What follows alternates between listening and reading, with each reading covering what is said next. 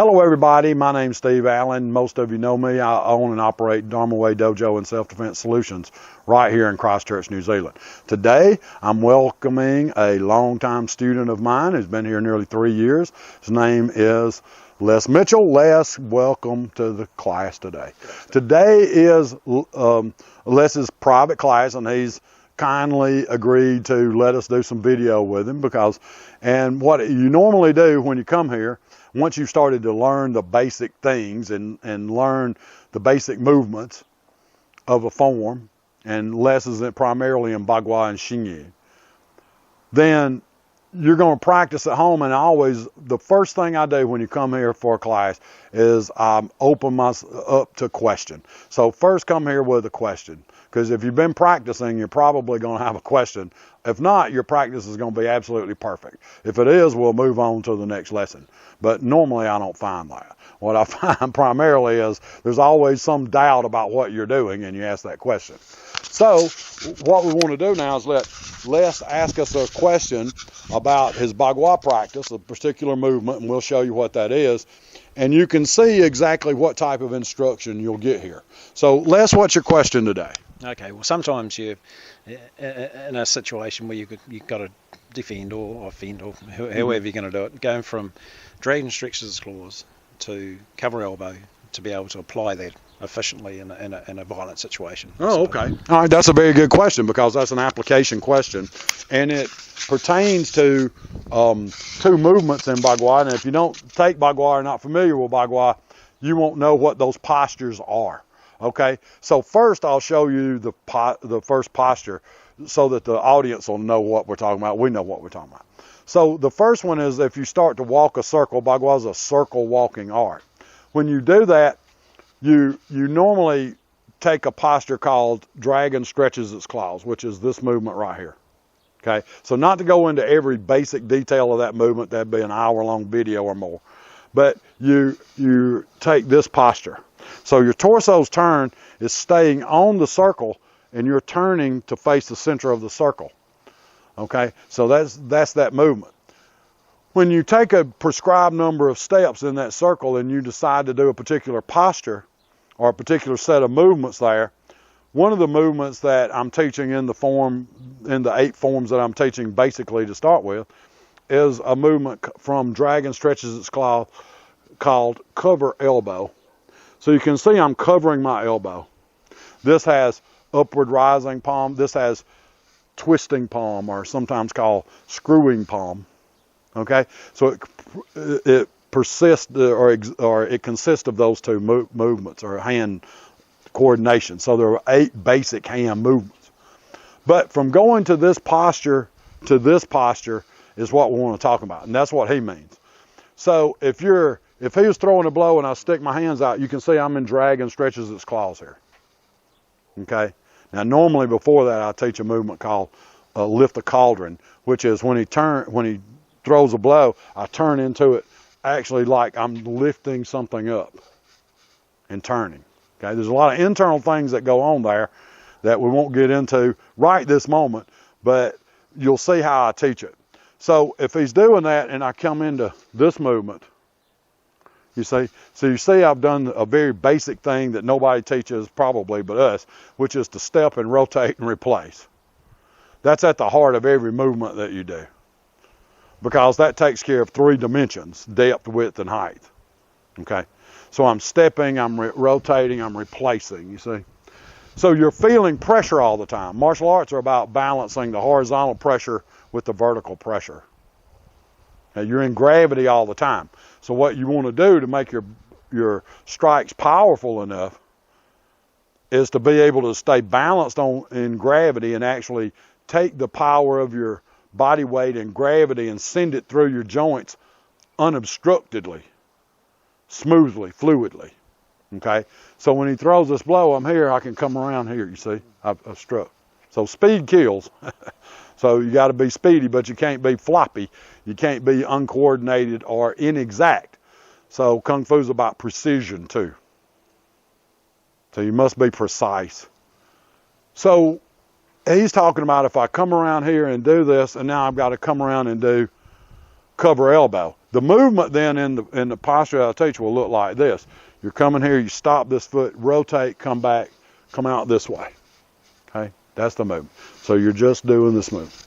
Sometimes in karate you can just call that an outside in block, you know, but it's really not a block. It's a dissipation of force. So you've got to get from here to the next movement. Now this is the same hand. The hand that's out is also coming back. The problem in Bagua is when you go to change, what happens? You lose your momentum, right? Your momentum causes you to get off balance. So students stop right here and they try to bring this arm around in this back, retracing the same outward or centrifugal movement they had when they were turning. So if you were walking, you'll be turning like this and you're coming into that point. Then when you decide to do come from dragon stretches its claws to cover elbow, people go out the same way. That's going to make you mess up your momentum and lose your balance. And let me show you why. So what's going to actually happen then is if I come out like this and I stop, then that stops you.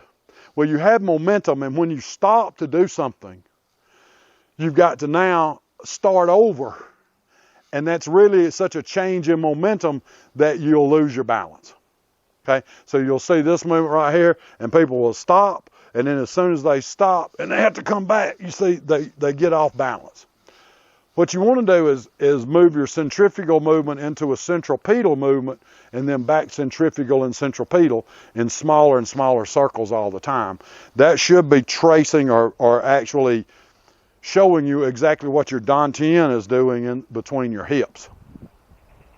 So if I turn this way and come back through here, you can see I can do it a lot smoother when I take this step and come this way and then out like this.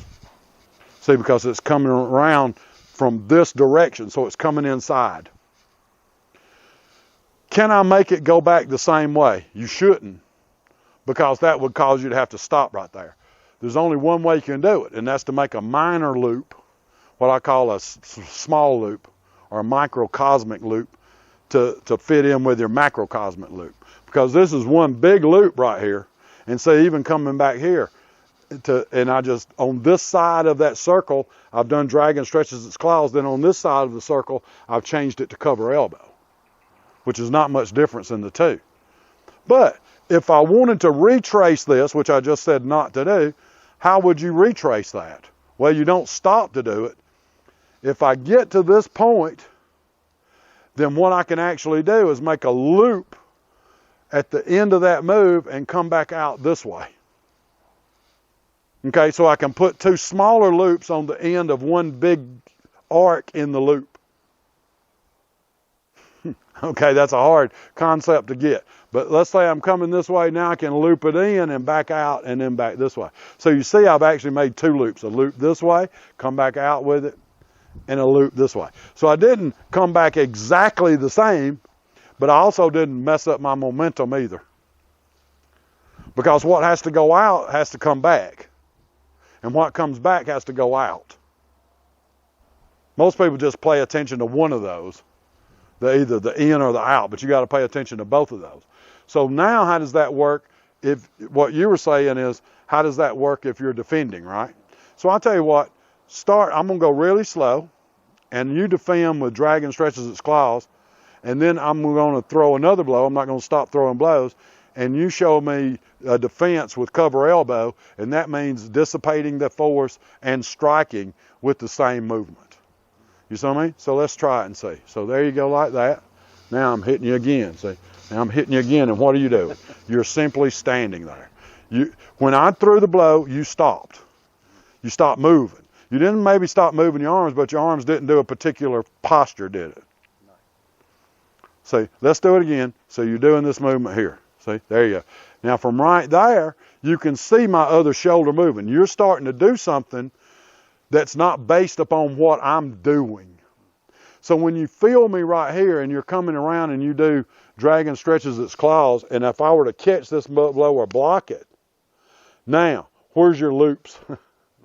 You see what I mean? How can you make a loop there and replace? That's the question. Because you feel this, but what you're not feeling is the places that are not this. In other words, if I'm pressing here, isn't there a lot of room you still got to move? Yep. Well, then I would simply take another step, move this hand back this way, bring this hand over and bring it up, and drop this one and make that loop. You see what I'm talking about? So let's say you throw a blow at me and I'm this way. Now you stop that hand. Now watch. This is coming back. This is coming down, and it's this way. So how did I do that? It was the here. Look, see, there's that little loop. Right at the end of your pressure, I didn't resist your pressure. I just looped it. See, and so I loop it. See, so I've got movement in my wrist. A lot of students that come here, you don't have any movement in your wrist. You know, it's always stiff and straight. So if you throw the blow, I'm this way. Now you touch this. So go to hit me with that. You see, it's looping. See, so what I did was I stepped, rotated, replaced it. If you stop that one, I would let this come into my body in that loop and come out with the other one. So you can see if I come out here, see, and you stop it, that I can loop. So you can do that in a line. You can do that in a zigzag line. So you can start like this and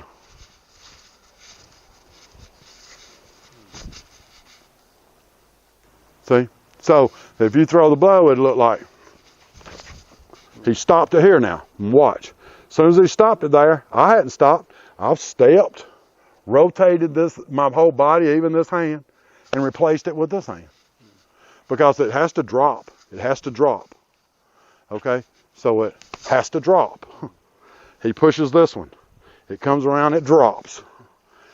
See? So that really messes up what you feel. Because you keep pressing it to stop it. So if I were going to practice it, I'd practice it this way, and I'd practice it several different ways. I'd try to bring the whole loop back in this way and come out again at the end. So it looks like this, and it comes back through. You can see me turning it, right? Or you can do it this way, where I've got a loop on the end, it comes back, I got a loop on that end. And it comes back out here, and I got a loop on that end. Because then you'll do the palm change that I teach the students to do, which is I'll go this way so that people can see it to start with. This way. Now I've made that loop.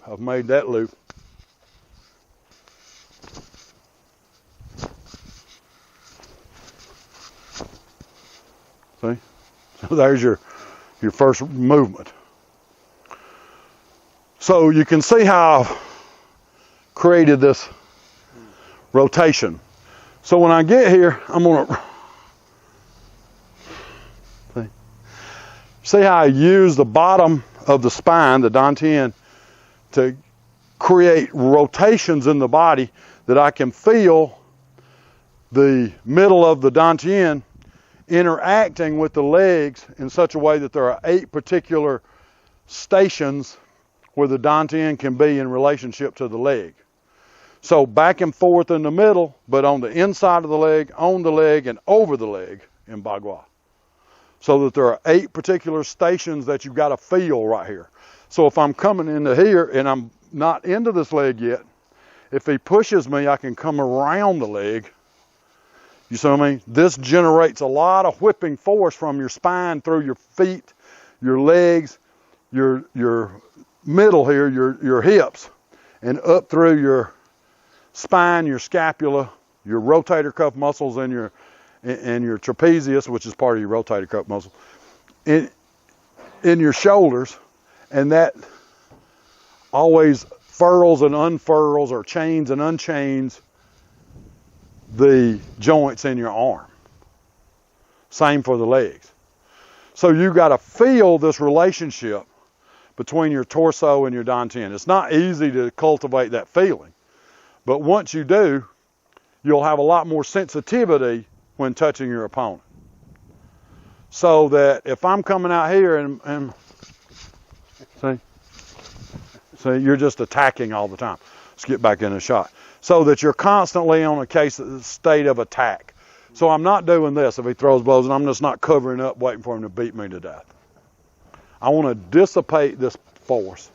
So if I started here, you see where he throws that blow, and then he brings this blow in.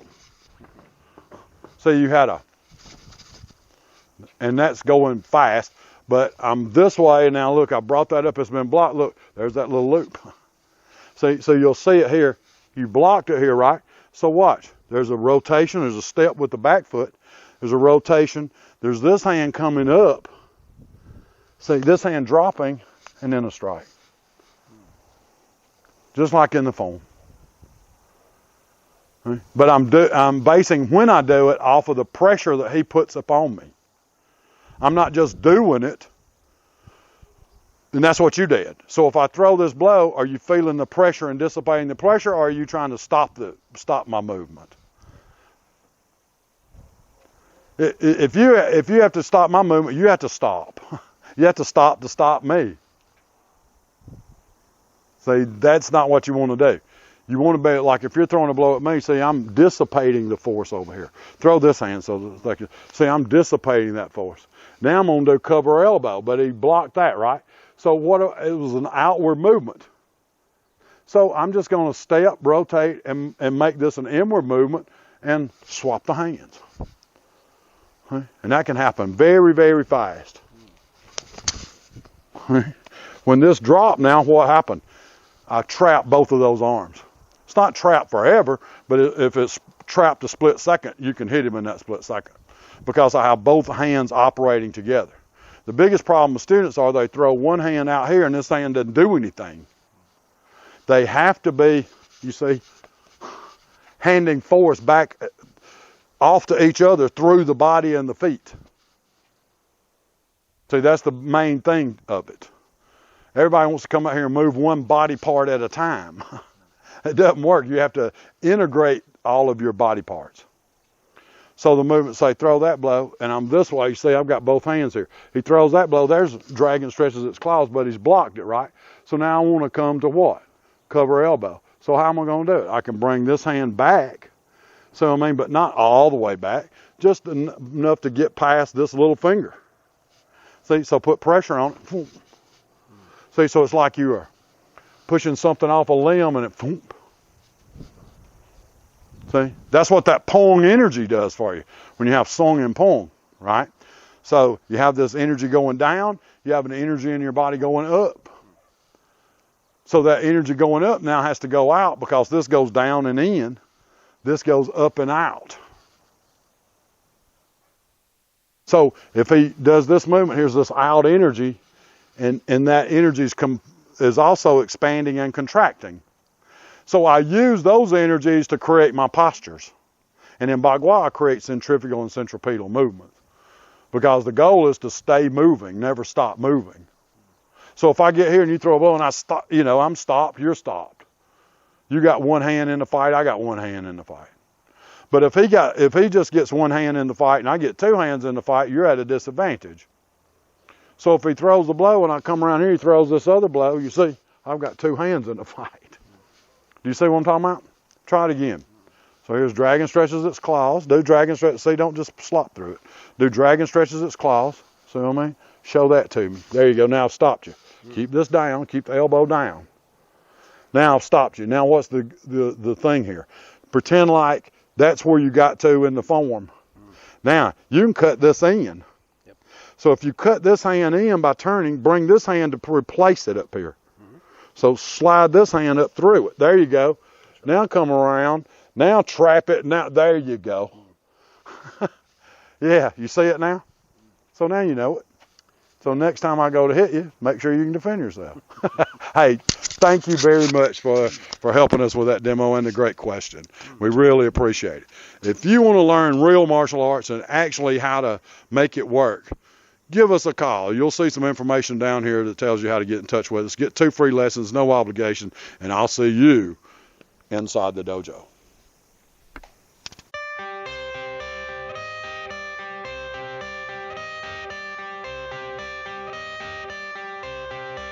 I got the cash in the bag, stadium packed. Born a rock star in this life, gonna live it up on the attack. Baby, I'm bad, I just wanna get caught up in this life. I'm crazy, I'm mad, doing no cap. Only God wants you, better go live it up. Cash in the bag, stadium packed. Baby, I'm bad, yeah. Baby, I'm bad. I just wanna stay bad, stay mad. Chip on my shoulder cause they treat me like an